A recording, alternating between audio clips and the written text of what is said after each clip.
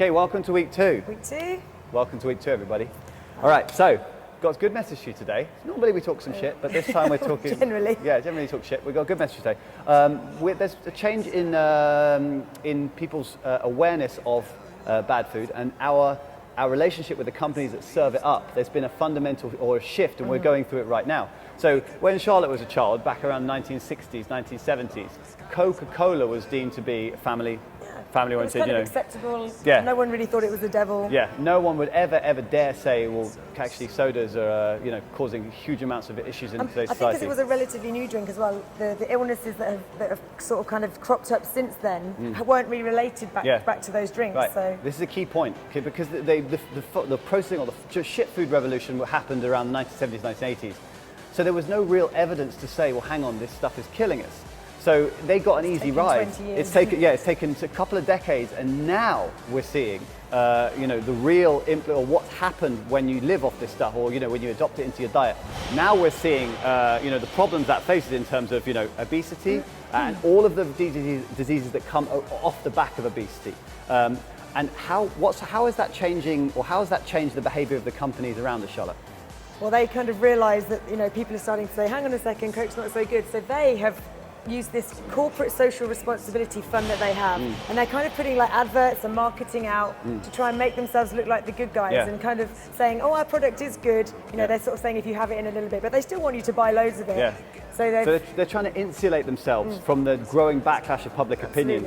So you might see the Coca-Cola dropping thank you notes on the roofs of like workers, or letting people phone home using the caps.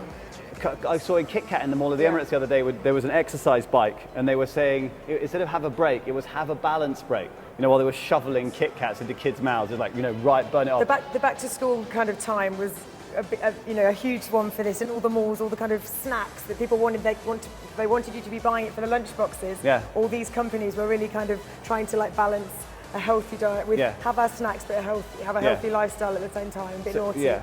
So the main message we want you to get today is don't fall for the bullshit, okay? Just because they're spending millions on putting out nice fluffy adverts, giving money to charity, getting kids on exercise bikes. McDonald's and Fitness First in collaboration. McDonald's and Fitness First, yeah, and don't fall for the bullshit, right? You just see straight through everything that they do, which is basically their whole goal is to make money. And the only method for making money is to make you eat their food, and their food is shit. Now, we're going to do a core exercise today, okay? So this is the way it's going to work. Beginners, 4 minutes of plank. Advanced, 7 minutes of plank. Now, very few people are going to do plank for 4 minutes and 7 minutes.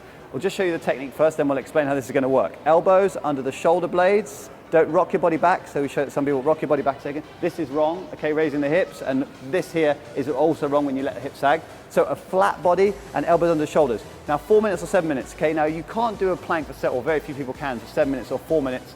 So when you fail, beginners who are doing a 4 minute plank, you roll onto your back and do 10 press-ups, 10 sit-ups. So back, all the way up, okay, touch your toes back, 10 of them. If you're doing advanced, you're doing 20. When you get to the full complement, you're going to go back onto your front again, sharp, and then the stopwatch keeps rolling. So the plank is going to go on for 4 minutes, beginners.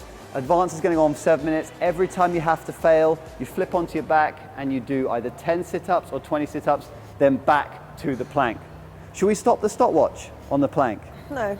Just keep it going the whole way through? Oh, nice. Okay, fine. Charlotte's giving you a bit of an easy one now. It could take a while. All right, well that's it, week number 2. Thank you very much. Awesome.